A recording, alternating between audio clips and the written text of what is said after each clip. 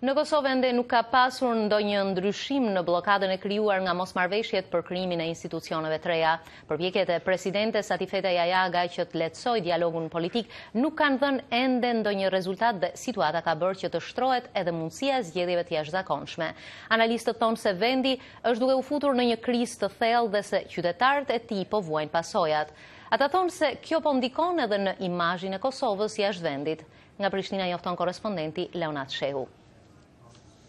Edhe më shumë se 4 muaj që nga mbajtja e zgjedhjeve të parakohshme parlamentare në Kosovë ende nuk janë krijuar institucionet e reja. Tash për tash asnjë rapal, as Partia Demokratike, as bloku opozitar nuk kanë shprehur vullnet për të ndryshuar qëndrimet që kanë lënë vendin pa institucione. Një grup prej 17 deputetësh të komuniteteve jo shqiptare në parlament i ka dërguar presidentet së Kosovës Atifete Jajaga një kërkesë për të shqyrtuar pikën 127 të vendimit të gjykatës kushtetuese me të cilin që anuluar zgjedhja kryetare të parlamentit.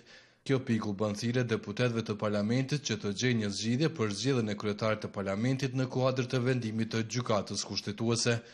Presidentja ka bërë të ditur se nuk do t'i drejtohet gjykatës kushtetuese, por ka thënë se do të vazhdojë me lehtësimin e dialogut me partitë politike, duke u bërë thirrje atyre që të gjejnë një kompromis, ndërsa ka tërhequr vëmendjen në pasojat e brendshme dhe të jashtme për shkak të krizës institucionale. Zhvillimet e deri sipas analistëve apo shkuara në zgjedhje të reja do të kenë pasoja për të ardhmen e vendit. Dritan Selmana nga Instituti Demokratik i Kosovës thotë se Kosova është duke u futur në fazë kritike dhe se sipas tij presidentja duhet të veprojë me zgjidhje konkrete. Tendenca për të pritur zgjidhjen nga subjektet politike po dele pa suksesshme.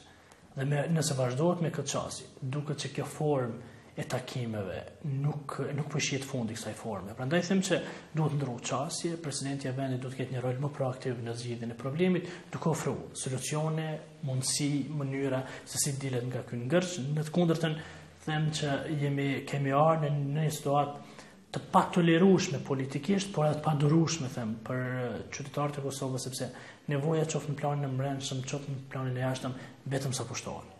Ai thotë se kriza e thellë drejt së cilës po shkon vendi do të bëjë që qytetarët të vuajnë pasojat. Nuk e kemi komoditetin, them, këto institucionet tona që ne të rrim dhe të shikojmë proceset nga jashtë ose të rrim dhe problemet e tilla të mos t'i adresojmë. Them që është nevojë imediate. Mos them që jemi tani më në fazën më kritike, ku më nuk mund tolerohet luksi i politikajve tonë për të mos pasur institucione dhe të mos lëvizin nga pozitat e tyre të jashtëzakonisht ngurta, për interesa shpesh ndoshta grupore dhe personale.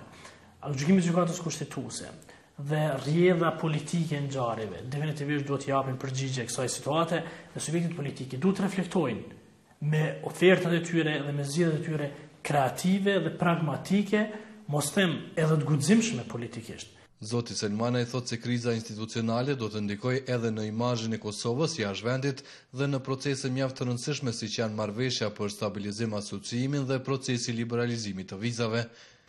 Edhe përfaqësues të komunitetit ndërkombëtar ndonë se kanë deklaruar se nuk do të ndërhyjnë në procesin e formimit të institucioneve, kanë tërhequr vërejtjen se mos themelimi i tyre po i kushton Kosovës dhe proceseve politike, ndërsa u kanë bërë thirrje udhëheqësve politik që të gjejnë një zgjidhje, qoftë edhe duke sakrifikuar interesat e tyre. Për Zërin e Amerikës, Leonat Shehu.